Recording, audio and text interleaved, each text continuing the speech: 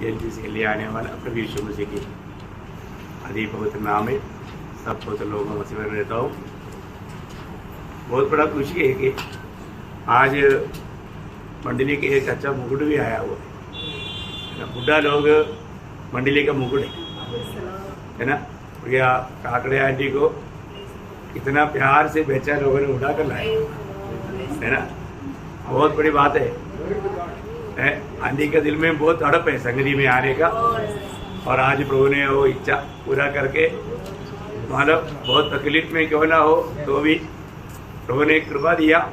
Even अपना बिल्कुल sister भी आया, चलने में तकलीफ है तो भी प्रभु ने उनको भी लेकर आया। प्रभु को बहुत धन्यवाद देता है। प्रभु ने आपके अंदर दिया हुआ उस भूख प्यास के लिए प्रभु को धन्यवाद करता हूँ।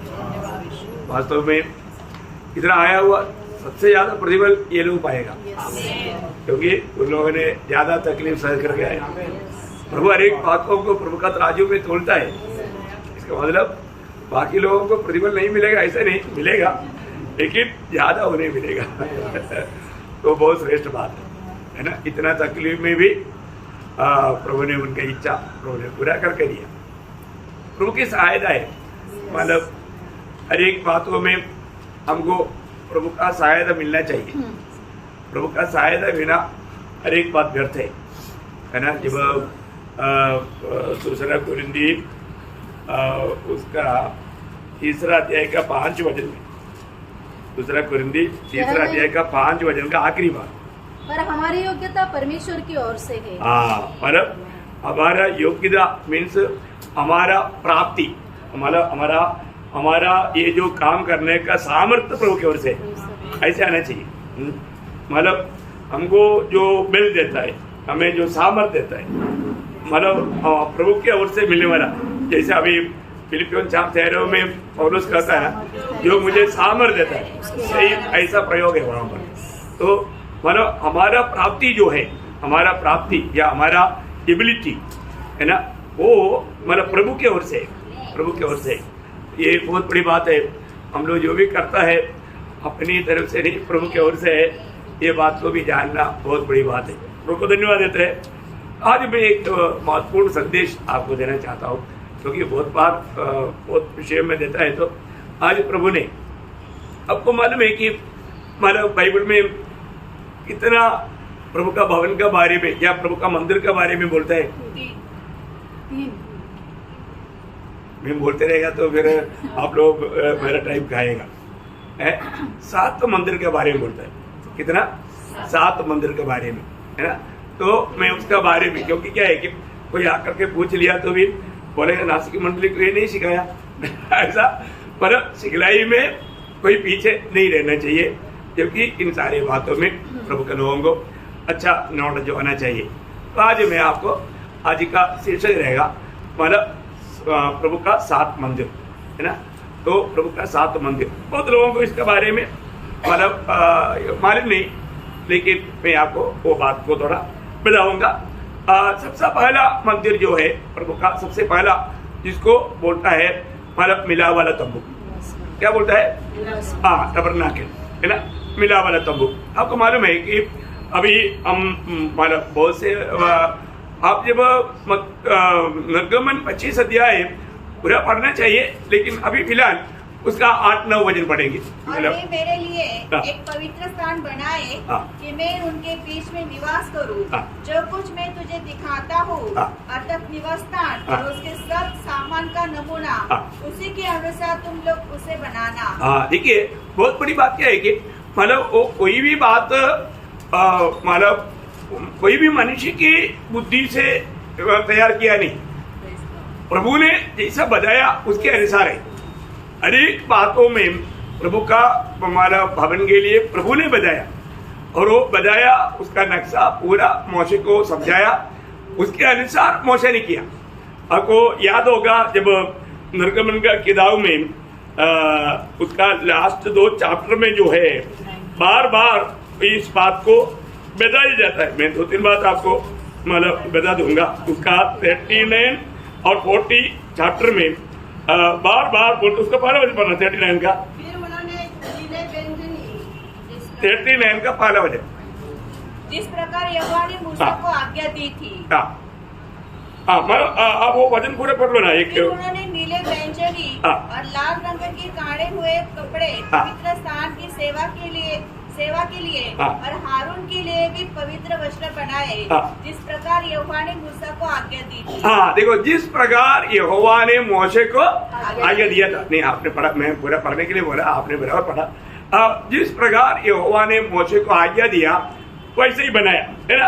तो उसका मतलब क्या है कि उसका 7 वचन और उसके उनको एपोद के कंधे बंधनों पर लगाया, जिससे इस्राएल उनके लिए स्मरण करने वाले मणि करे, जिस प्रकार यहोवा ने मूसा को आज्ञा दी थी। देखा, जिस प्रकार यहोवा ने मूसा को आज्ञा दिया। मतलब क्या है कि प्रभु का रहने वाला भवन और उसमें सेवा करने वाले लोगों के लिए जो चाहिए सारे बातों के लिए पूरा विवरण प्रभु ने दिया, है ना। या मूसा बहुत विद्वान आदमी था, मिस्र की सारे ज्ञान पाया हुआ व्यक्ति है। ऐसा वो ज्ञान का थोड़ा भी इसमें मिलाया नहीं, और मिलाना प्रभु को मालूम पसंद भी नहीं। ऐसा बहुत बार लिखा है। उसका 39 अध्याय का 26 आखिरी बार पढ़ा अभी। जैसे यहोवा ने मूसा को आज्ञा दी थी, देखा, जैसा मूसा को यहोवा ने आज्ञा दिया वैसा ही किया, है ना। जैसा मानव दिया उसका 29। इन सबों को जिस तरह यहोवा ने मूसा को आज्ञा दी थी वैसा ही बनाया। ऐसा ही बनाया। देखा, ऐसा ही बनाया। मतलब उसका 31 जिस तरह यहोवा ने मूसा को आज्ञा दी थी। देखा, उसका 32 इस प्रकार मिलाप वाले तंबू के निवास का सब काम समाप्त हुआ, और जिस काम की आज्ञा यहोवा ने मूसा को दी थी इस्राएलियों ने उसी के अनुसार किया। देखा, मतलब अनेक बातों में हम लोग देखते हैं कि, और उसका हमारा 40 का 16 इस प्रकार मूसा ने जो आज्ञा यहोवा ने उसको दी थी उसी के अनुसार किया। उसका 19 और उसने निवास के ऊपर तंबू को फैलाया और तंबू के ऊपर उसने ओढ़ने को लगाया, जिस प्रकार यहोवा ने मूसा को आज्ञा दी थी।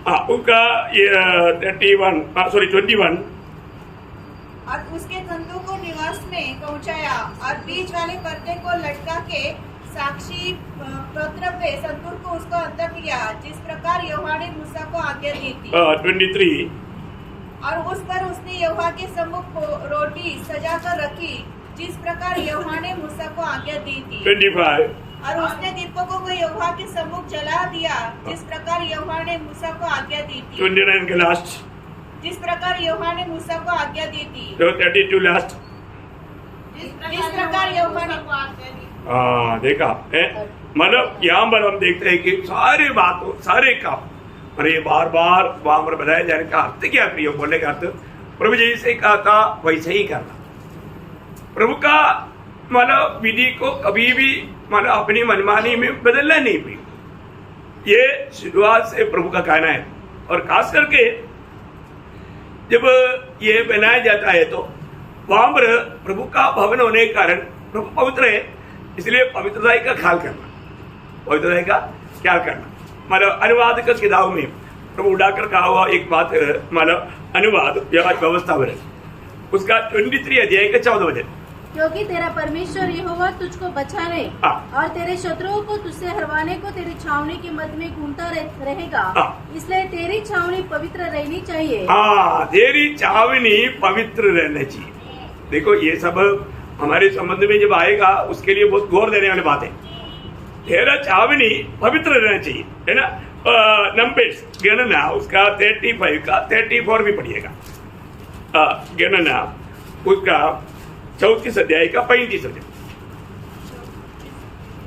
35 का 34 सॉरी 35 का 34 सॉरी। जिस देश में तुम निवास करोगे उसके बीच में रहूंगा, उसको अशुद्ध न करना। मैं यहोवा तो इस्राएल के बीच में रहता हूँ। उसको अशुद्ध नहीं करना। बोलने का अर्थ क्या है? देश में भी अशुद्धि नहीं पाया जाना, देश में भी अशुद्धि नहीं पाया जाना, छावनी में भी अशुद्धि नहीं पाया जाना। क्यों? क्योंकि ऐसा है तो फिर प्रभु दूर हो जाएगा, प्रभु दूर हो जाएगा, प्रभु उनके बीच में नहीं रहेगा। ये शुरू से प्रभु का एक व्यवस्था है ना। तो ज्यादा विस्तार से बोलने के लिए इतना टाइम नहीं, आज ये विषय को आपके सामने कदम करने का चाहता हूँ। दूसरा जो मंत्र जो है वो है शलोमोन ने बनाया हुआ मंदिर, है ना। शलोमोन ने बनाया हुआ मंदिर, ये पहला राजा 6 अध्याय पूरा आपको पढ़ना चाहिए, लेकिन उसका सिर्फ 1-2 वजन पढ़िएगा जरूर। मिस्र देश से निकलने के 480वें वर्ष के बाद जो सुलेमान के इस्राएल पर राज्य करने का 4था वर्ष था, उसके जीव नामक दूसरे महीने में वह यहोवा का भवन बनाने लगा। जो भवन राजा सुलेमान ने यहोवा के लिए बनाया, उसकी लंबाई 60 हाथ, चौड़ाई 20 हाथ और ऊंचाई 30 हाथ की थी। मतलब यहाँ पर अभी वो उसका साइज मैंने बताया, मतलब यहाँ पर शलोमोन ने बनाया हुआ मंदिर, शलोमोन ने बनाया हुआ मंदिर कितना साल में पूरा किया है? 7 साल का। हाँ बिल्कुल, मतलब आपको समझने के लिए उसका उसी अध्याय का आखिरी वचन का आखिरी बात, इसी रीति सुलेमान को उसके बनाने में 7 वर्ष लगे। 7 वर्ष लगा। लेकिन ये जो सुलेमान को इसका मतलब महापर कौन दिया है? हाँ, मतलब प्रभु ने दावीद को दिया, दावीद के द्वारा शलोमोन को मिला। ये बहुत खास बात है। मतलब शलोमोन भी बहुत ज्ञानी आदमी था, और तो शलोमोन का ज्ञान भी इसको बनाने में नहीं, सारी बातों में मैं इसलिए आपको बताना चाहता हूँ, मतलब हर एक बातों में अभी अपना विषय जब आएगा तो आपको उसका गौर समझेगा। तो इसलिए ये खास बात है प्रिय, प्रभु का कोई भी बात को मैं अपना समझ, इसलिए बोला ना, तो अपना समझ के सहारा ना लेना। अभी आज बहुत पवित्र लोगों का आया हुआ एक बड़ा धोखा, अपने आप को बहुत बुद्धिमान समझता है, इसलिए बहुत गड़बड़ी, उनका आत्मीय जीवन गिर चुका है, उनको मालूम नहीं, तो बहुत के पीरियड में उनको भी नहीं मालूम। तो यहाँ पर हम देखते हैं कि जब पहला इतिहास उसका 28 अध्याय का 11 वचन में जब दावीद ये बात का गवाही देता है, महिमा पराक्रम शोभा सामर्थ्य दावीद ने अपने पुत्र शलोमोन को मंदिर के ओसारे, कोठरिया, भंडारे, अटोरियों, भीतर की कोठरियों और प्राचीन के गढ़ने के स्थान का नमूना और यहोवा के भवन के आंगनों और चारों ओर की कोठरियों और परमेश्वर के भवन के भंडारों और पवित्र की गई हुई वस्तुओं के भंडारों के जो नमूने ईश्वर की आत्मा की प्रेरणा से उसको मिले थे, वे सब दे दिए। 19 पड़ेगा। दाऊद ने कहा, मैंने यहोवा की शक्ति से जो मुझको मिली यह सब कुछ पूछ कर लिख दिया है। सब कुछ पूछ कर लिखा प्रभु से पूछ करके ये सब कुछ लिखा। बोलने का अर्थ एक प्रकार प्रभु ने बताया, उस प्रकार लिख करके ये शलोमोन को दिया। तो बहुत बड़ी बात है प्रियो, है ना। प्रभु का रहने का ये था दूसरा भवन या दूसरा मंदिर। तीसरा मंदिर आपको मालूम है, जब मानव बाबेल के लोग हमेशा आकर के यरूशलेम को आक्रमण करते थे, तब ये मंदिर को पूरा खत्म कर दिया, नष्ट कर दिया। इसके बाद में वहां पर हम देखते हैं कि यशरा के नेतृत्व में जब कोरेश राजा की आज्ञा से यशरा और वहां से बहुत से प्रमुख लोग आया और उन्होंने एक मंदिर बनाया। वो मंदिर है तीसरा मंदिर। वो आप मतलब यशरा का किताब 6 अध्याय में पढ़ सकता है। अभी बात क्या है कि पूरा आपको मतलब पढ़वाने के लिए टाइम नहीं, तो मतलब यहाँ पर मैं एक बात आपको बताना चाहता हूँ। यशरा को मतलब ये बात में मतलब नियुक्त किया, उसका तीसरा वचन पढ़ना। राजा क्रूसु के पहले वर्ष में उसी क्रूसु राजा ने यह आज्ञा दी कि परमेश्वर के भवन के विषय जो यरूशलेम में है, अर्थात वह भवन जिसमें बलिदान किए जाते थे, वह बनाया जाए और उसकी नींव दृढ़ता से डाली जाए। उसकी ऊंचाई और चौड़ाई 60 हाथ की हो। उसका 4 भी पड़ेगा। उसने 3 गद्दे भारी भारी पत्थरों के हो और एक परत नई लकड़ी की हो और इनकी लागत राजभवन में से दी जाए।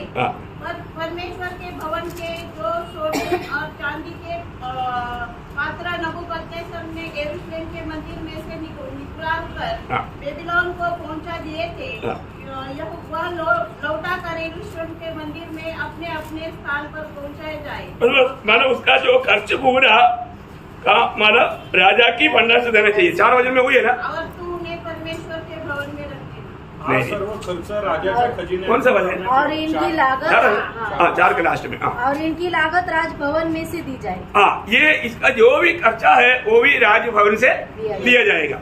मतलब उसकी जो इसरा उसका पहला अध्याय में जो है, जब हमारा कोरेश राजा जब राज्य में आया तो वो एक गवाही देता है, उसका 12 अध्याय का दूसरा वचन। पारस का राजा कुस्रू यो कहता है, हाँ। स्वर्ग के परमेश्वर यहोवा ने हाँ। पृथ्वी भर का राज्य मुझे दिया है, हाँ। और उसने मुझे आज्ञा दी हाँ। कि यहूदा के यरूशलेम में मेरा एक भवन बनवा। हाँ, उसका 4 में 3 भी पड़ेगा। उसकी समस्त प्रजा के लोगों में से तुम्हारे मध्य हाँ। जो कोई हो, हाँ। उसका परमेश्वर उसके साथ रहे। हाँ। वह यहूदा के यरूशलेम को जाकर हाँ। इसराइल की परमेश्वर यहोवा का भवन बनाए। हाँ, मतलब ये बात बोलेगा तो आपको बहुत ज्यादा पढ़ना पड़ेगा, लेकिन संक्षिप्त में मतलब वो बात जानना है कि ये समय के द्वारा बनाया हुआ मंदिर, ये है तीसरा मंदिर।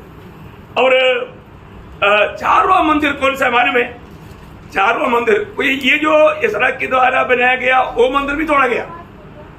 इसके बाद में मतलब तोड़ा गया वो तो बहुत भाग टूट गया। और जो 4वां मंदिर कौन बनाया? हेरोदा ने बनाया। जब वो प्रभु यीशु मसीह जब दुनिया में था उस समय में वो 4वां मंदिर था, है ना। वो हेरोदा ने 46 साल लेकर के मरम्मत करके तैयार किया। और बात यूहन्ना का सुसमाचार में लिखा है, उसका दूसरा अध्याय का 20 वचन।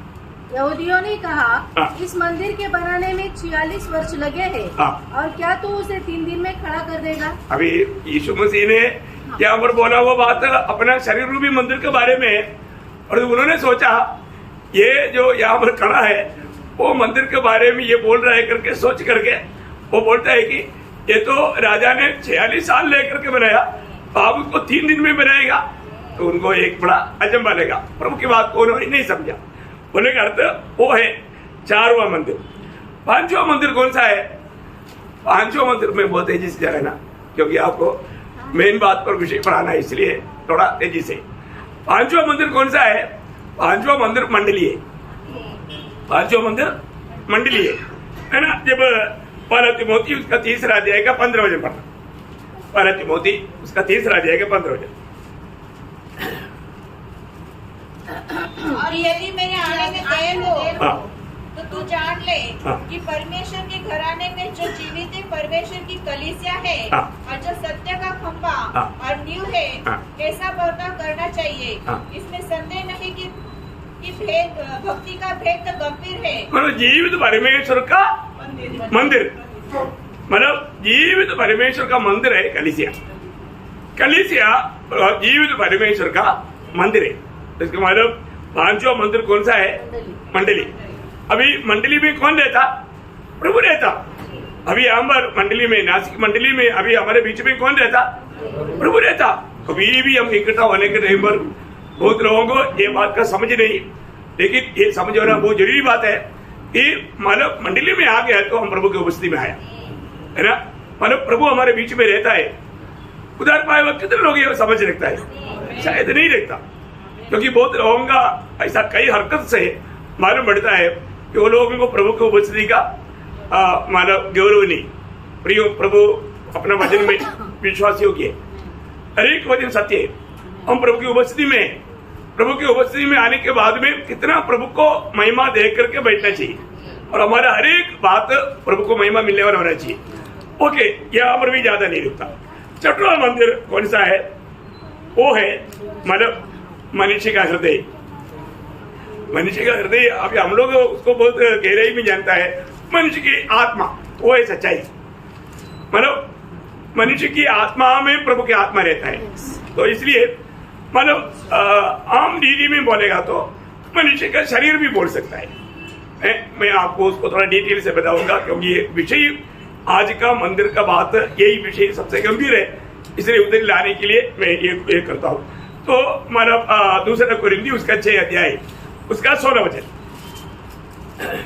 और मूर्तियों के साथ परमेश्वर के मंदिर का क्या संबंध? हाँ, मूर्तियों के साथ परमेश्वर के मंदिर का क्या संबंध? मतलब ये कौन सा मंदिर है? हर एक इंडिविजुअल, मतलब हर एक व्यक्ति, ये हर एक व्यक्ति प्रभु का एक मंदिर है। उधार पाया व्यक्ति, उधार पाए हर एक लोग प्रभु का मंदिर है, ये बात का समझ रहना चाहिए। में प्रभु का मंदिर है ना। ये जानकारी आपके जीवन में आप सही रीति में अगर जानेगा तो बहुत ही आपको लाभ मिलेगा, इसलिए ये विषय को आज लिया। और सातवां मंदिर भी बोल करके अपन इधर ही वापस लौट आएंगे। सातवां मंदिर कौन सा मालूम है? स्वर्ग का मंदिर। कौन सा है? स्वर्ग का मंदिर। ये तो सबसे बड़ी इंपॉर्टेंट बात है ना। प्रकाशित वाक्य 11 अध्याय का 19 है, प्रकटीकरण उसका 11 का 19। परमेश्वर का जो मंदिर स्वर्ग में है, हाँ, परमेश्वर की मंदिर जो स्वर्ग में है। देखिए, परमेश्वर की मंदिर जो स्वर्ग में है ना। एक और वचन पढ़ सकता है 21 अध्याय का 22 वचन, 21 का 22। मैंने उसमें कोई मंदिर न देखा, क्योंकि सर्वशक्तिमान प्रभु परमेश्वर और मेमना उसका मंदिर है। हाँ, देखा, वो मंदिर कौन है? सर्वशक्तिमान परमेश्वर और मेमना उसका मंदिर है। तो अभी इन बातों का सविशेषता हमें जानना चाहिए। तो सबसे बड़ी बात प्रभु का मंदिर। आज जो प्रभु का मंदिर के रूप में प्रभु ने हम एक एक विश्वासियों को चुना है, इसलिए हमारे साथ का संबंध में हमें ये बात थोड़ा गहराई में जानना चाहिए। इसके लिए मैं उस विषय पर आना चाहता हूँ। मतलब ये जो यहाँ पर जो बनाया हुआ जो मंदिर, अभी हमने थोड़ी देर पहले मतलब दूसरा कुरिन्थी 6:16 में पढ़ा था। अभी आप पहला कुरिन्थी 3 अध्याय उसका 16-17 वचन पढ़िए। तुम नहीं जानते कि तुम परमेश्वर का मंदिर हो। देखा क्या है? तुम परमेश्वर का मंदिर हो और परमेश्वर का आत्मा तुम में वास करता है। देखा, परमेश्वर की आत्मा तुम में वास करता है। तुम परमेश्वर क्या तुम नहीं जानते? सच में कितने लोग जानता है? जानते हैं क्या? ये जानकारी के अनुसार अपन जीवन बिताता है क्या? हर एक पवित्र लोग बहुत ध्यान से सुनना पड़ेगा। प्रभु की परमेश्वर की आत्मा तुम में रहता है। आत्मा, अरे परमेश्वर आत्मा है और वो परमेश्वर की आत्मा हमारे में रहने का मतलब प्रभु एक व्यक्ति के रूप में हमारे अंदर है। ये बात का समझ हमारे में है, प्रभु हमारे में है। ये जानना कितना बड़ी बात है प्रिय। अभी आपको मालूम है दुनिया की रीति में भी कोई मंदिर बोलेगा तो उन लोग उसको एक पवित्र स्थान समझता है ना, नॉर्मल रीति में, है ना, आम दुनिया। लेकिन वास्तव में ऐसे जगह पर प्रभु रहता है क्या? है? देखिए, प्रभु का वचन साफ कहता है, प्रेरितों का काम 7 अध्याय उसका 48 वचन, प्रेरितों 7 अध्याय का 48। परंतु परम प्रधान हाथ के बनाए घरों में नहीं रहता। देखा, परम प्रधान हमारा महान परमेश्वर हाथ से बनाए हुआ भवन में नहीं रहता। देखा है? हाथ से बनाया हुआ वो उधर का स्पेंड नहीं, वो गाड़ी कोई जाता है कुछ ये लेकर के उसका स्पेंड नहीं। प्लीज लॉर्ड, तो बहुत है। हाँ, चमड़े की गाड़ी जाता है, आप लोगों को कोई थोड़ा सफर करना पड़ेगा। तो सबसे बड़ी बात है कि हमारे जीवन में एक बात को जानना है, मतलब यहाँ पर प्रभु मनुष्य की हाथ से बनाया हुआ कोई भी घर में वास नहीं करता। कई लोग इधर से जाने के टाइम पर आपको मालूम है, जो लोग प्रभु को नहीं जानता वो लोग इधर से जाने के टाइम ऐसे से हाथ दिखाता है क्योंकि उनको लगता है प्रभु यहाँ पर रहता है। प्रभु इधर नहीं रहता है। अभी प्रभु हमारे बीच में रहता, परंतु ऐसा यहाँ पर नहीं रहता। तो बहुत बड़ी बात क्या है कि अभी आपको मालूम है, जब सलमान राजा ने बनाया हुआ 7 साल लेकर के बनाया हुआ वो मंदिर, कितना बड़ा मंदिर था, कितना सुंदर था, और तो उसके अंदर रहता था क्या? है? उसके अंदर भी नहीं रह सकता। लेकिन प्रभु उधर आने वाले लोगों का प्रार्थना सुनने के लिए एक प्रभु का एक प्रकार का उपस्थिति वहां थे। लेकिन वो बनाने के बाद सलमान को तो क्या गवाही दिया, है ना? वो शब्द बहुत ही समय में अच्छा बात है ना। पहले राजा उसका 8 अध्याय उसका 27 वचन, ये सब बात आप लोगों को याद रहना, है ना, क्योंकि क्या परमेश्वर सचमुच पृथ्वी पर वास करेगा? स्वर्ग में, वरन सबसे ऊंचे स्वर्ग में भी तू नहीं समाता। हाँ, देखा, अरे परमेश्वर स्वर्ग और स्वर्गादि स्वर्ग में भी ना समाने वाला है। कितना महान परमेश्वर है, कितना महान परमेश्वर मनुष्य का हाथ से बनाया हुआ ऐसा कुछ जगह पर रहेगा क्या? नहीं। ये बात प्रेरितों का 17 अध्याय उसका 24 वचन में पढ़ता है। प्रेरितों का 17 अध्याय के 24 वचन, लॉर्ड जीसस जिस परमेश्वर ने पृथ्वी और उसकी सब वस्तुओं को बनाया, पृथ्वी और उसकी सारी वस्तुओं को जो बनाया वो परमेश्वर, वह स्वर्ग और पृथ्वी का स्वामी होकर वो स्वर्ग और पृथ्वी का स्वामी होने के कारण हाथ के बनाए हुए मंदिरों में नहीं रहता। नहीं रहता। आमीन। हाथ से कितना भी बड़ा मंदिर बना हो उसमें नहीं रहता। फिर आज प्रभु कहाँ रहता? प्रभु हमारे में रहता। यही तो एक बात जानना है? प्रभु रहने वाला वो सच्चा मंदिर कौन सा है, ये बात को जानना और प्रभु को महिमा करके जीवन बिताना, ये कम से कम उद्धार पाए पवित्र लोग जिसके साथ प्रभु रहता है उसका तो कार्य है ना, उसको इस प्रभु को प्रकट करके जीवन बिताना चाहिए। वो बात पर मैं आपको प्रकाश देना चाहता हूँ। तो वापस एक बार उस दूसरे कोरिन्थी 6 अध्याय का 16-17 वचन पढ़ना। और मूर्तियों के साथ परमेश्वर के मंदिर का क्या संबंध? क्योंकि हम तो जीवित परमेश्वर के मंदिर है। हम लोग हर एक लोग जीवित परमेश्वर का मंदिर है। जैसा परमेश्वर ने कहा है, मैं उनमें बसूंगा और उनमें चला फिरा करूंगा और मैं उनका परमेश्वर हूँगा और वे मेरे लोग होंगे। इसलिए प्रभु कहता है उनके बीच में से निकलो और अलग रहो और अशुद्ध वस्तु को मत छुओ। देखा, मतलब प्रभु हमारे में रहने के लिए, प्रभु की जन करके स्वीकारने के लिए हमें वहां पर भी क्लियर व्यवस्था दिया है। हमारे परमेश्वर की खूबी वो नियम का परमेश्वर है ना। आज सच में बोलेगा तो कई लोगों के साथ प्रभु है ही नहीं, ठीक, वो नहीं समझता और उसका जीवन में ऐसा एक सच्चा शांति और आनंद वो दिखता भी नहीं है। प्रभु के साथ का नाता तोड़ दिया, क्योंकि प्रभु का नियम तोड़ेगा प्रभु छोड़ देगा। अभी आपको मालूम है कि जो भी 7 मंडली का दूध अगर आप ठीक से पढ़ेगा, आपको मालूम है उन मंडलियों को जो चेतावनी दिया वो चेतावनी पालन नहीं किया, प्रभु ने वो मंडलियों को छोड़ दिया। खतरनाक बात है भाई। हम लोग प्रभु में आने के बाद में मनमानी के जीवन बिताने के लिए कभी नहीं सोचना। फिर लोग इकट्ठा होता है, सब गाना मेरा सब कुछ है, परंतु प्रभु उसका बीच में नहीं है। प्रभु के साथ चलना भाई, और वो जीवन एक अनमोल जीवन है। इसलिए उसके आगे भी थोड़ा सा बात करा, हाँ, तो मैं तुम्हें ग्रहण करूंगा, तब मैं ग्रहण करूंगा।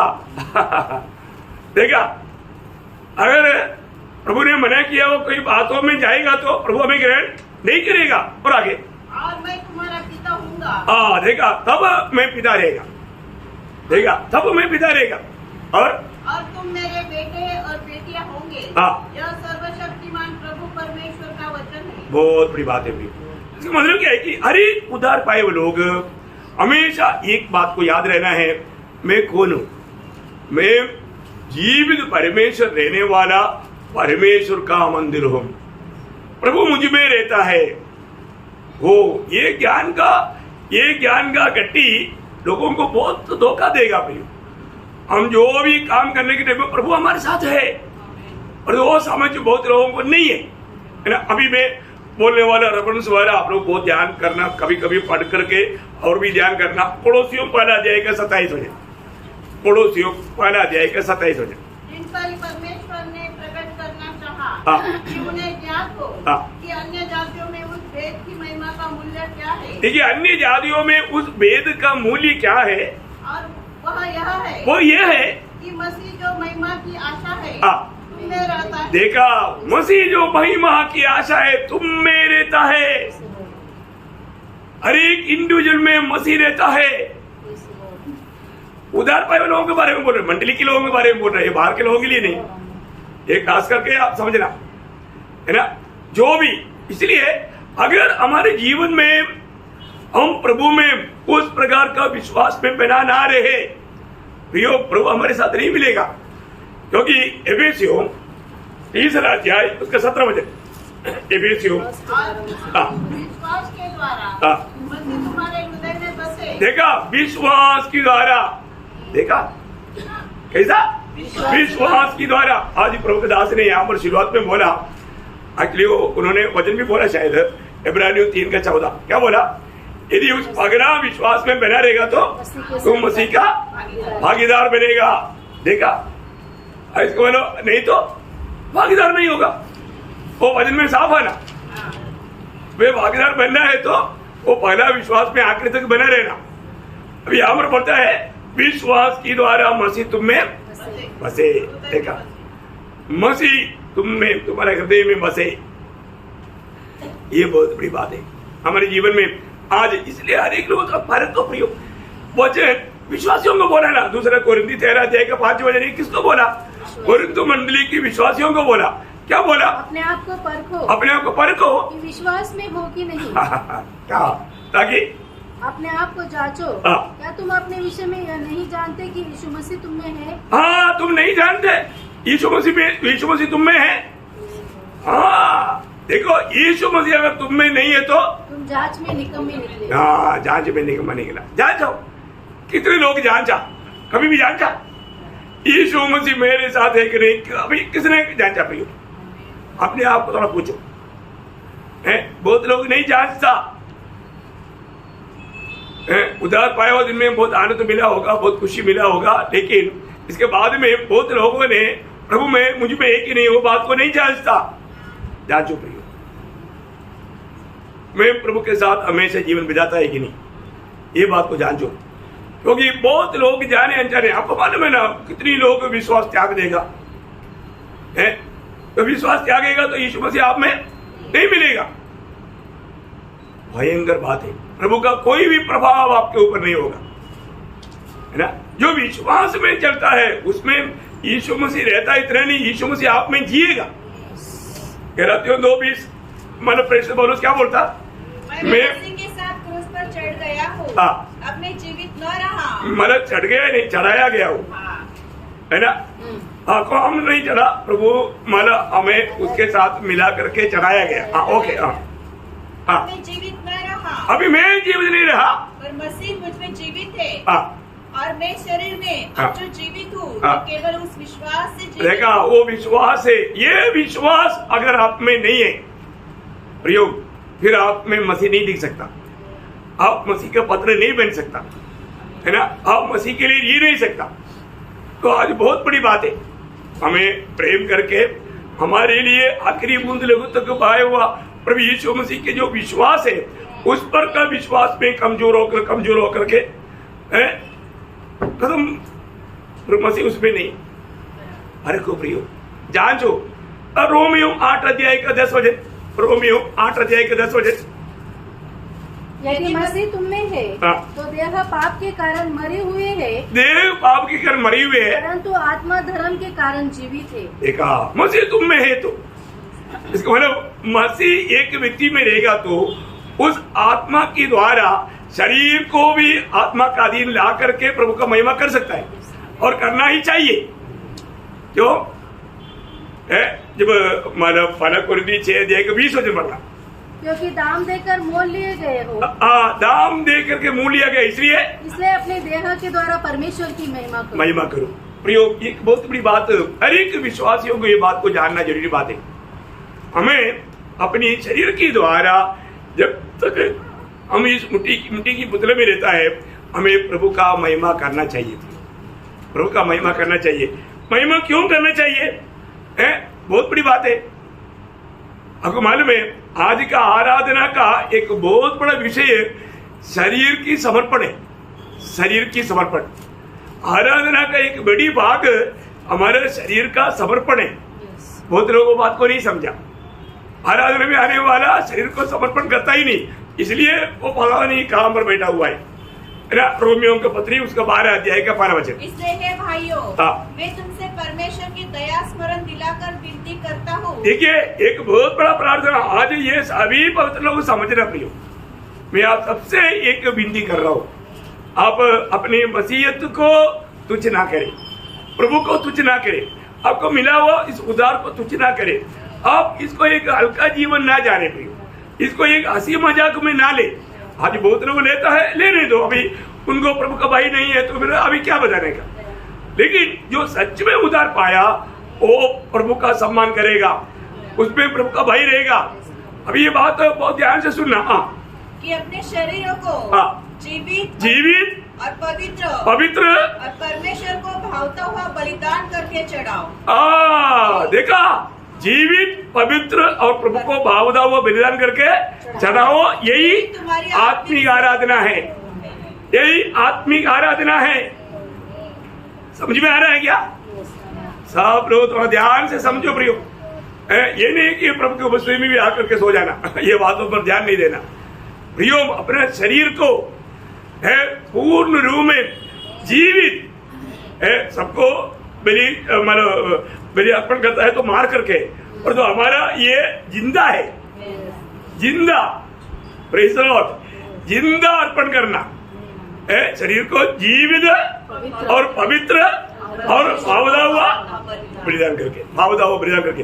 और हमारा उस समर्पण में शरीर का पूरा अंग, अब उसका 6 अध्याय, रोमियो 6 अध्याय में आएगा तो उसका 13 वचन, और न अपने अंगों को अधर्म के हथियार होने के लिए पाप को सौंपो। देखो अभी इतनी बैठने के टाइम पर ना, वचन सुनने के टाइम पर भी कई लोग कुड़कुड़ाते रहता है और वो वचन के खिलाफ बात करता है, वो अधर्म का हथियार बना रहा है। प्रियो, आप कहां पर बैठ रहा हो, क्या प्रभु से माना सजा ले रहा है? आपका हर एक हरकत, आपका वोटों से आप जो बोल रहा है, इवन आपके मन में जो नेगेटिव सोच रहा है, इसका मतलब क्या है कि आपको मालूम नहीं कि आप आराधना में बैठा है, आप प्रभु की आराधना कर रहे हैं। उस समय में भी विरोधी आपका फायदा उठा रहा है, आपकी आराधना को कायन के जैसा कर रहा है, प्रभु प्रसन्न नहीं होने वाला वो अनुभव में ले जा रहा है। ऐसा नहीं करना प्रिय, आपकी हर एक अंगों को भी इधर आते ही प्रभु को समर्पण करना है पूर्ण रूप में। आप पढ़ना उसको पूरा। पर अपने आप को मरे हुए में से जी उठा हुआ जानकर परमेश्वर को सौंपो। प्रभु को सौंपो, और अपने अंगों को धर्म के हथियार होने के लिए परमेश्वर को सौंपो। देखा, सौंप दो, मन समर्पण कर दो। उसका 19 वचन भी पढ़ना। मैं तुम्हारी शारीरिक दुर्बलता के कारण मनुष्य की रीति पर कहता हूँ, जैसे तुमने अपने अंगों को कुकर्म के लिए अशुद्धता और कुकर्म के दास करके सौंपा था, वैसे ही अब अपने अंगों को पवित्रता के लिए धर्म के दास करके सौंपो। धर्म की गुलाम करके सौंपो, धर्म के गुलाम की रूप में सौंपो। प्रियो, हमें प्रभु में आने के बाद में हमको नहीं जीना, प्रभु को जीना। बहुत बार हम लोग ये बात सुनता है, लेकिन कहाँ तक समझता है मालूम नहीं। अरे रोमियो के पत्री उसका 6 अध्याय का 11 वचन, ऐसे ही तुम भी अपने आप को पाप के लिए तो मरा, परंतु परमेश्वर के लिए मसीह यीशु में जीवित समझो। अपने आप को क्या समझ रहा? मैं पाप के लिए मरा हुआ, अभी मैं प्रभु के लिए जीवित है। अभी मेरे से जो भी बात होगा वो प्रभु की महिमा के लिए होगा। देखा प्रियो, है ना? ये जो वचन कहता है ये समझ हमें होना चाहिए ना। अपन कैसे हमारा अपना मनमानी में कोई कार्य कर सकता? नहीं कर सकता। प्रभु की उपस्थिति में आने के टाइम पर प्रभु का उपस्थिति का गौरव जानना बहुत जरूरी बात है? तो वहां पर, क्योंकि आज हमारा जो भी अवयव है, हमारा शरीर है, वो अभी हमारा नहीं रह गया, वो प्रभु का है ना। वो माना कोरिन्थी उसका 6 अध्याय के 15 वचन, क्या तुम नहीं जानते कि तुम्हारी देह मसीह के अंग है? देखा, तुम्हारा देह क्या भी? मसीह के अंग, मसीह का अंग। मेरा शरीर अभी मसीह का अंग बन गया। इतना बड़ा मानो ऊंचा ज्ञान की बात है प्लीज। और वचन जो कहता है सत्य कहता है। मेरा भी जो भी शरीर का कोई भी भाग है अभी प्रभु का अंग है। वे बिल्कुल प्रभु का भाग बन गया, है ना। इस प्रकार का अच्छा ज्ञान देंगे। और अभी आपको मालूम है, जो भी उधार पाया व्यक्ति है उसका थोड़ा इस बातों में थोड़ा समझ खोलना चाहिए। क्या बात है मालूम है? क्योंकि उधार पाया वो कोई भी व्यक्ति वो खुद का नहीं है। अभी भी आज भी है, हमने जो भी किया किसके लिए किया? प्रभु के लिए किया। क्या प्रभु के लिए किया तो अच्छी बात है ना। क्योंकि ये समझ सबको रहना। पहला कोरिन्थी उसका 6 अध्याय उसका 19 वचन, पहला कोरिन्थी 6 अध्याय का 19 वचन। क्या तुम नहीं जानते कि तुम्हारी देह पवित्र आत्मा का मंदिर है? ये जानता है ना। ये तो अभी हम कई बार रिपीट करके बताया। हमारी ये शरीर पवित्र आत्मा रहने वाला मंदिर है, और जो तुम्हें बसा हुआ है, तुम्हें प्रभु की आत्मा बसा हुआ, उधार पाया हुआ सब में प्रभु की आत्मा बसा हुआ है, और तुम्हें परमेश्वर की ओर से मिला है, प्रभु की ओर से मिला हुआ ये दान है। और तुम तुम अपने नहीं हो। देखा, तुम अपने नहीं हो। प्रियो, ये जानकारी अजू भी बहुत पवित्र लोगों में नहीं है। मैं मेरा नहीं, मैं किसका है? आगे क्या बोला? क्योंकि तुम दाम देकर मोल लिए गए। बस तुम दाम दे करके मोल लिया। प्रभु ने हमें दाम दे करके खरीदा। प्रियो, अगर आपका यीशु मसीह ने नहीं खरीदा तो आप प्रभु का जन है ही नहीं, आपका उद्धार हुआ ही नहीं, आप में प्रभु की आत्मा नहीं। प्रभु आपने खरीदा हुआ घर में आप रहेगा, आपने खरीदा हुआ गाड़ी में आप चलेगा। दूसरे का गाड़ी लेकर जाएगा तो चोर बोल के आलोचना में पकड़ेगा। है, बहुत बड़ी बात है, मार खाएगा ना। है, मार खाने वाला काम मत करो। आप अपनी नहीं। देखो, ये बात हम जो भी उद्धार पाए हुए लोग है ना, ये प्रकाश अच्छा होना चाहिए।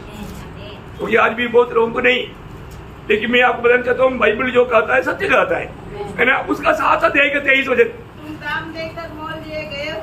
देखा, तुम दाम दे करके मोल लिए गए हो। मनुष्य के दास न बनो। बोलने का अर्थ प्रभु का दास बनकर जीना, मनुष्य का दास नहीं बनना, है ना। क्या सुंदर वचन है प्रियो, तुम दाम दे करके मोल लिया गया।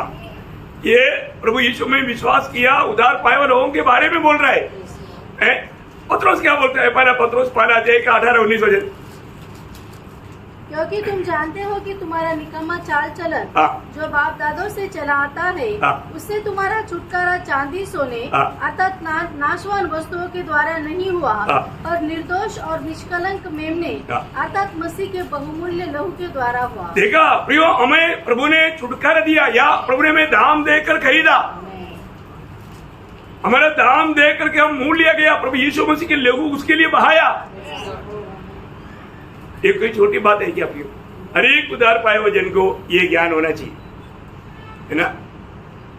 पौलुस अपना पौनियों से जब एफेसुस में आखिरी मीटिंग करने के टाइम पर बोलने वाला एक शब्द है, उसका 20 अध्याय का 28 वचन, इसलिए अपनी और पूरे झुंड की चौकसी करो। देखा, इसलिए अपनी और पूरी झुंड की चौकसी करो, जिसमें पवित्र आत्मा ने तुम्हें अध्यक्ष ठहराया है कि तुम परमेश्वर की कलीसिया की रखवाली करो, जिसे उसने अपने लहू से मोल लिया है। मोल लिया है, लहू से मोल लिया है। मंडली प्रभु की लहू से खरीदा हुआ है। मैं इसलिए आपको बताना चाहता हूँ, प्रभु ने मुझको दिया हुआ ये सारे आत्माओं के प्रति मैं बहुत जिम्मेवार है।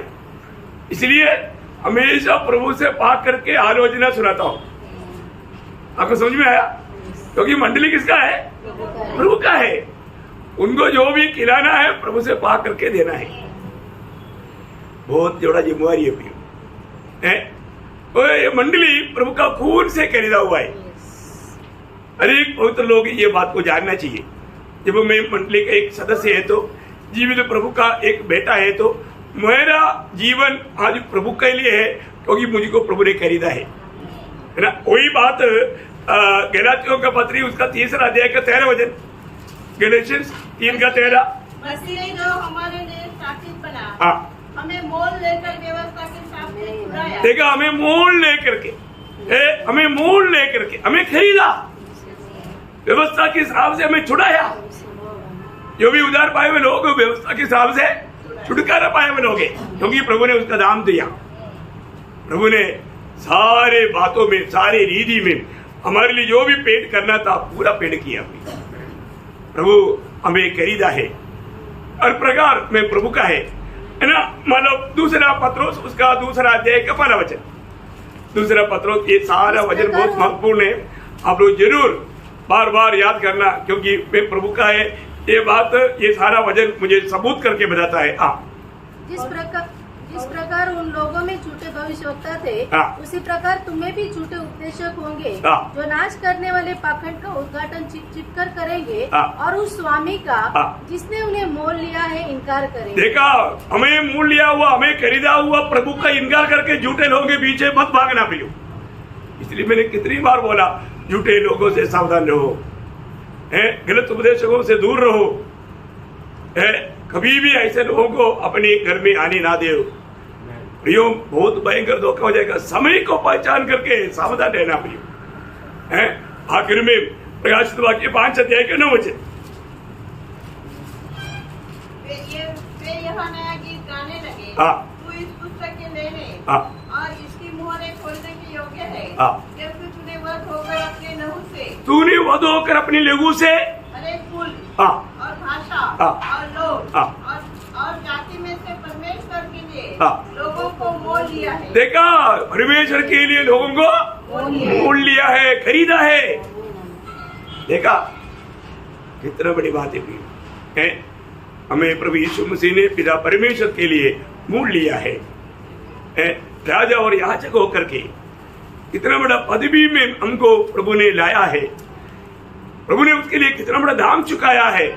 ये बातों को हर एक बहुत लोग जानना चाहिए। प्रियो, एक बात जानना, ये जानकारी देख करके हमें जीना, क्योंकि जब तक अभी हमारा आत्मा का ही उद्धार हुआ, अभी हमारा प्राण और शरीर का उद्धार नहीं हुआ। इस कारण सबसे बड़ा लड़ाई हमारे में सब लोग बहुत ध्यान से सुनना है ना।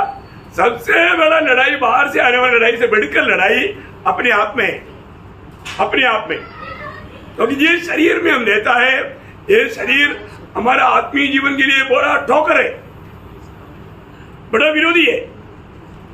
इसलिए विरोधी शैतान ये शरीर को ही हमारे खिलाफ खड़ा करेगा और हमारा जीवन हमेशा फाइटिंग में लेगा रहेगा। बहुत एकदम आग लगा फाइटिंग है। रोज वो फाइटिंग में हार गया तो गया है ना। जब गलातियों 5 अध्याय के 17 वचन, गलातियों 5 का 17। क्योंकि शरीर आत्मा के विरोध में और आत्मा शरीर के विरोध में लालसा करता है। लालसा करता है। देखो, शरीर की लालसा और आत्मा का लालसा दोनों विरुद्ध है, एक दूसरे की विरोधी है। यहाँ पर बड़ा लड़ाई होता है। वापस पढ़ना क्योंकि शरीर आत्मा के विरोध में और आत्मा शरीर के विरोध में लालसा करता है और एक दूसरे के विरोधी है, इसलिए कि जो तुम करना चाहते हो वो न करने पाओ। देखा कितना भयंकर बात है। सबसे बड़ा लड़ाई है हमारे शरीर के साथ है।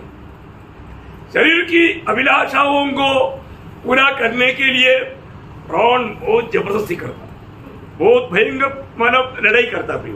इसमें आप देखना है, इस पर विजय पाना यही तो आत्मीय जीवन का विजय का एक बहुत बड़ा भाग है। मतलब शरीर हमारा दुश्मन बोल के शरीर को नहीं मारना, फिर क्या मारना? शरीर की लालसाओं को मारना या अभिलाषाओं को मारना या शरीर के कामों को मारना। ये उसका रोमियो 8 अध्याय का 13 वचन बहुत सुंदर विधि में वहां पर लिखा है। क्योंकि यदि तुम शरीर के अनुसार दिन काटोगे, देखा, शरीर के अनुसार दिन काटोगे मतलब तो मरोगे। यदि आत्मा से देह की क्रियाओं को, देखा, शरीर को नहीं मानव कदम करना, क्रियाओं। यदि तुम आत्मा से शरीर का क्रियाओं को मारोगे तो जीवित रहोगे। देखा है, शरीर की क्रियाओं को मारना, शरीर की कामों को मारना। शरीर कई प्रकार का मतलब गलत बातों में भागने के लिए वो हमें दबाव करेगा। शरीर के अनुसार चलने वाला मरेगा, शरीर पर चिंता करने वाला तक मारा मृत्यु है ना। मतलब रोमियो 8 अध्याय का 5 से 8 तक का वचन उसको बहुत गंभीर विधि में बताता है। क्योंकि शारीरिक व्यक्ति शरीर की बातों पर मन लगाते हैं। देखा, एक व्यक्ति अगर शारीरिक बातों पर मन लगाने वाला व्यक्ति है तो आप समझना वो देखिए उसको मतलब किसी प्रकार भी प्रभु को महिमा देने वाला एक जीवन नहीं बिता सकता। और आगे, परंतु आध्यात्मिक आत्मा की बातों पर मन लगाते हैं। शरीर पर मन लगाना तो मृत्यु है, परंतु आत्मा पर मन लगाना जीवन और शांति है।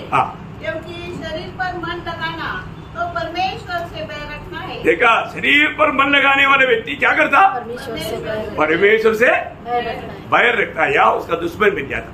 आगे, क्योंकि न तो परमेश्वर की व्यवस्था के अधीन है हाँ। और न हो सकता है हाँ। और जो शारीरिक दशा में है वे परमेश्वर को प्रसन्न नहीं कर सकते। देखा, जो शारीरिक दशा और आत्मिक दशा, आज कौन सी दिशा में है अपने जीवन, ये बात को हमें पार कर देखना है।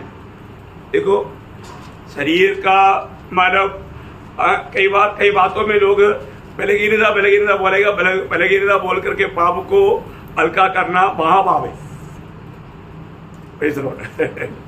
अपना कुछ बलहीनता बोल करके पाप को बलहीनता बोल करके समझ करके रहने वाला पाप कबूल करेगा ही नहीं। इसलिए कई लोगों को बहुत तगड़ा मार मिलता है। क्यों? क्योंकि वो पाप कबूल करके मन फिरा नहीं। कई लोगों के जीवन में कष्ट तकलीफ आने के पीछे बहुत भयंकर बात है, क्योंकि बहुत लोगों के जीवन में कष्ट आने का एक ही कारण, वो लोगों ने किया हुआ पाप को पाप जान करके कबूल नहीं किया। फिर प्रभु क्या करता? प्रभु को उसके लिए 12 शिक्षा देना पड़ता है। क्या करता? जब इब्रानियों 12 अध्याय का 7, 8, 9 यीशु ने तुम दुख को ताड़ना समझकर सह लो। परमेश्वर तुम्हें पुत्र जानकर तुम्हारे साथ बर्ताव करता है। वो कौन सा पुत्र है जिसकी ताड़ना पिता नहीं करता? देखो, अभी अगर आप अपने जीवन में अपने गलती कबूल करके मन फिरा होता तो प्रभु को ताड़ना लेना नहीं पड़ता। लेकिन अभी ताड़ने देख करके प्रभु याद दिलाता है ना। देखो, कई बार लोग जीवन में दुख मुसीबत आने के टाइम पर लोग इस विषय को इतना सीरियसली नहीं लेता।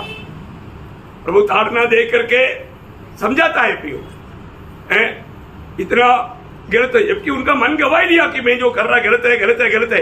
अभी भी मन की गवाही को भी दबा दिया और वो पाप करते रहा। तो प्रभु क्या करता? प्रभु ताड़ना शुरू करता।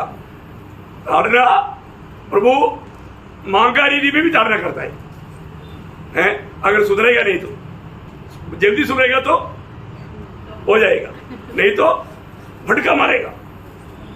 क्या करेगा? गुड़का मारेगा। जो गुड़का खाता है उसको आराम जल्दी आ जाता है। बहुत जरूरी बात है भैया। उनकी तरफ मत देखो भाई, उनकी बात नहीं बोलो। बोलने का अर्थ जल्दी याद आएगा। बोल कई लोग बोले ऐसा बोले कि नहीं बोलो, वो ऐसा कोई कार्य, ऐसा बात नहीं, वो इंडिविजुअल के लिए नहीं बोल रहे। बोलने का अर्थ हाँ बात आए तो हमें तुरंत समझना चाहिए कि मानो ताड़ना आएगा तो कोई भी प्रकार का ताड़ना, अधिकतर ताड़ना हमारे पाप के कारण, हमने किया हुआ पाप के कारण है ना। प्रभु हमें सुधरने के लिए मौका देता है। और जो हर एक ताड़ना ऐसा नहीं, ऐसा होना जरूरी नहीं। कई बातें वो प्रभु का महिमा के लिए होगा, विश्वास के परख के रूप में होगा ना। याकूब का पत्री उसका पहला अध्याय का 3रा वचन, यह जानकर कि तुम्हारे विश्वास के परखे जाने से धीरज उत्पन्न होता है। देखा, मतलब एक आपका विश्वास, मतलब कुछ ताड़ना आने के टाइम पर कई लोग क्या होता, अपने आप छोड़ देता उसको। मतलब वो अभी तक विश्वास में मजबूत नहीं बना। वो विश्वास में मजबूत बनने के लिए प्रभु ताड़ना देता है। वो भी एक प्रकार, तो उससे हमें, और इसलिए 119 का 71 में लिखा ना, बना हुआ मैं कष्ट में चला गया, मैं तेरी विधियों को सीख सका। ये सब सीखने के लिए है ना, और भी जानने के लिए ये बात ताड़ना होता है। दूसरा एक ताड़ना और भी हमें शुद्ध और सिद्ध करने के लिए होता है। शुद्ध और सिद्ध करने के लिए, क्योंकि भक्तों के जीवन में आने वाला हर एक हमारा ताड़ना कोई एक गलती के कारण होना जरूरी नहीं। क्योंकि रोमियो 5 अध्याय का 3-4 वचन, रोमियो 5 का 3।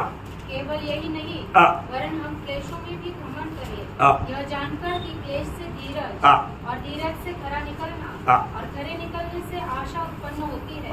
बहुत बड़ी बात है प्रिय। मतलब ऐसा स्वर्गीय गुणों में बढ़ाने के लिए, प्रभु के लिए अधिक हम कामगार बनने के लिए ऐसा आता है। मैं बोलने का अर्थ प्रयोग, अरे एक सच्चा मसीह जीवन में कई रीति में ऐसे हमें दुख संकट आ सकता है, लेकिन जब भी कुछ संकट आता है तो हमें ये जानना चाहिए मेरे जीवन में ऐसा संकट क्यों आया। हमें ये बात का उत्तर प्रभु से लेना चाहिए। इसको सादा लेवल में मत सोचना प्रियो।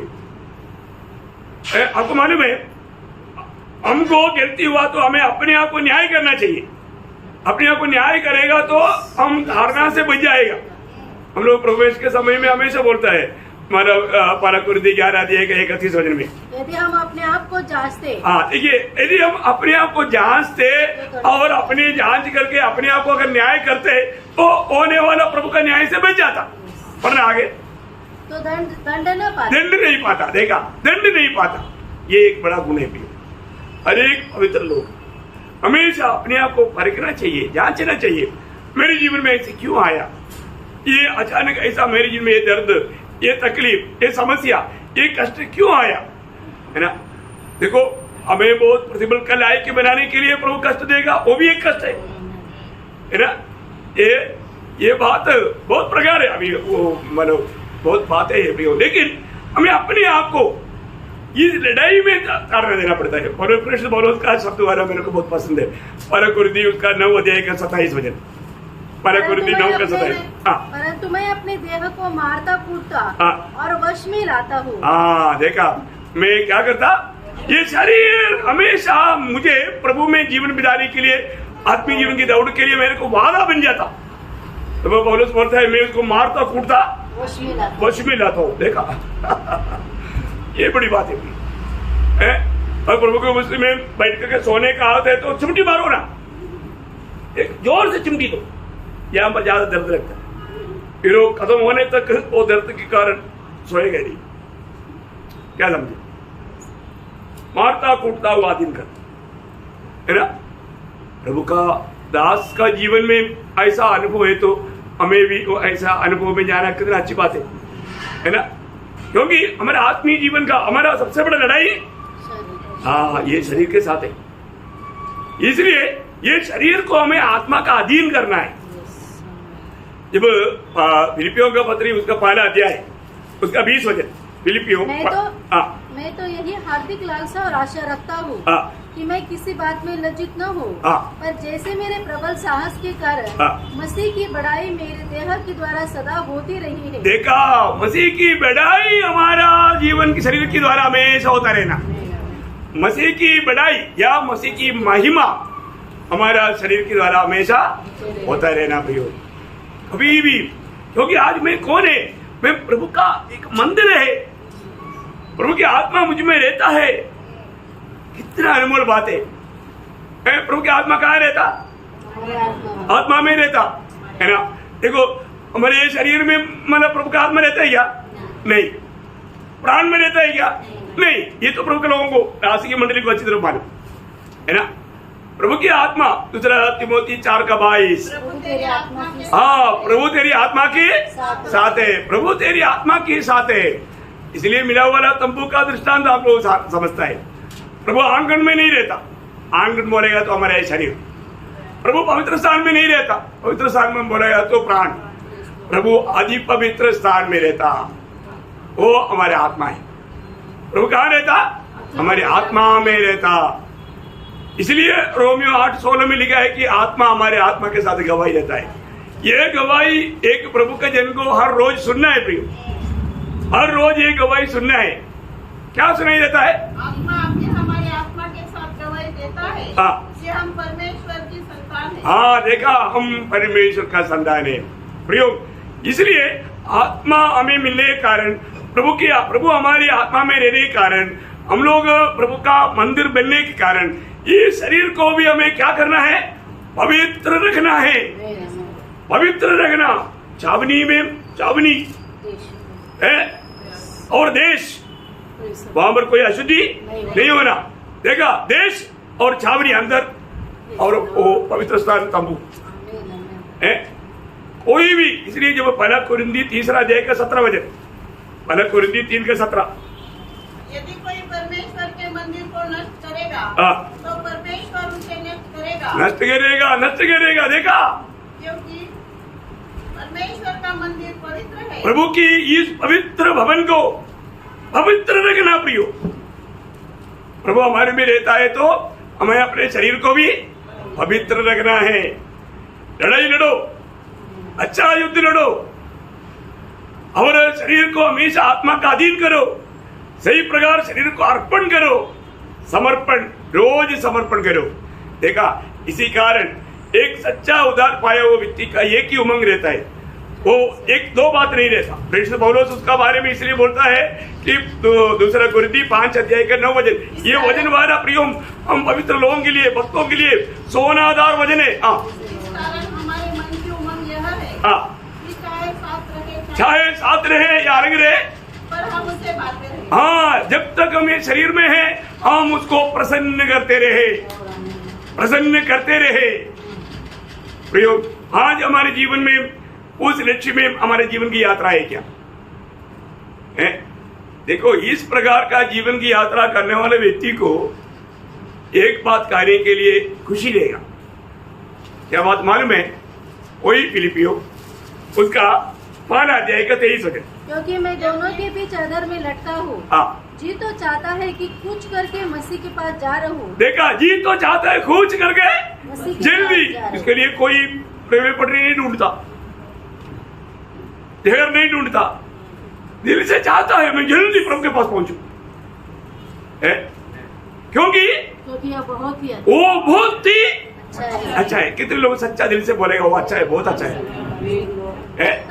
अभी ये दुनिया में एक दिन भी नहीं रहना, जल्दी से निराश होकर नहीं, प्रतिकूल के कारण नहीं, सच्चा दिल से आनंद से कितने लोग कहने के लिए चाहता है कि मुझे कुछ करके जल्दी से जल्दी प्रभु के पास जाकर के प्रभु के संग रहना मेरे लिए अत्युत्तम है, बहुत ही अच्छा है।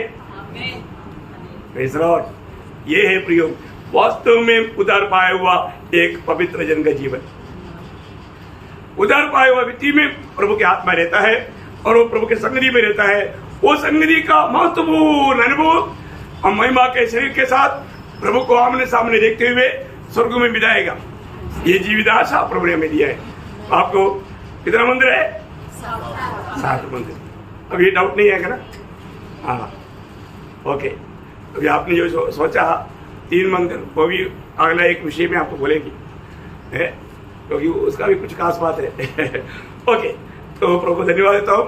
प्रियो, हम लोग हमें व्यक्तिगत रीति में मतलब मैं एक मंदिर है प्रभु का, और मैं मेरा नहीं, मैं प्रभु ने प्रभु के आत्मा रहने के लिए मुझे खरीदा गया है, ये बात का समझ रह करके जब तक हम दुनिया में ये शरीर में रहे प्रियो, अपने आप को बिल्कुल एक सच्चा पवित्र भावदा हुआ प्रभु को ग्रहण योग्य बलिदान करके अर्पण करना, प्रियो जीवन जीवित बलिदान करना प्रभु के लिए, वो प्रभु चाहता है। कितना धन्यवाद है।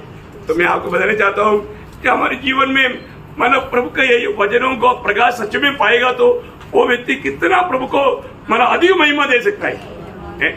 इसलिए कभी नहीं भूलना, प्रभु उद्धार पाए हुए हर एक लोगों को अपना भवन बनाया है और प्रभु का मंदिर है, और प्रभु रहने वाला मंदिर को हमें हमेशा पवित्र रखना है, उसको बिल्कुल किसी प्रकार अशुद्ध होने नहीं देना। प्रभु आपको ये वचनों के द्वारा एक विजयी जीवन, एक सच्चा पवित्र जीवन बिताने के लिए सहायता करे। प्रभु को महिमा मिले। आमीन।